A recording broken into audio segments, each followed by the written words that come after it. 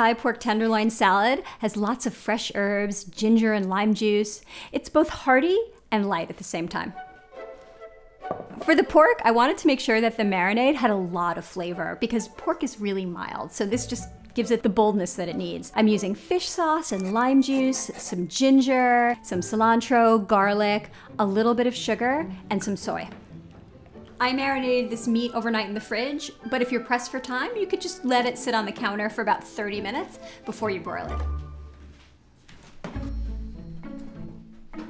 It's important not to overcook pork tenderloin because it goes from juicy to dry in a split second, so get your broiler nice and hot, and then just broil it until it reaches 135. That'll keep it juicy.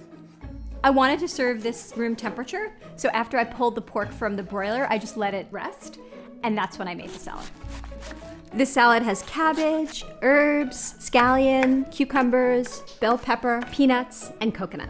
And then that's it for the vegetables, but now you need lots of fresh herbs. The more the better, because they just add a great pungent flavor to the whole thing. One of my favorite techniques is to use some of the marinade as a dressing. Other than the pork and the vegetables, to just give this dish a little more complexity, I like to garnish it with some chopped nuts. You can use peanuts, you can use cashews, and then toasted coconut flakes. They add texture and they also add richness.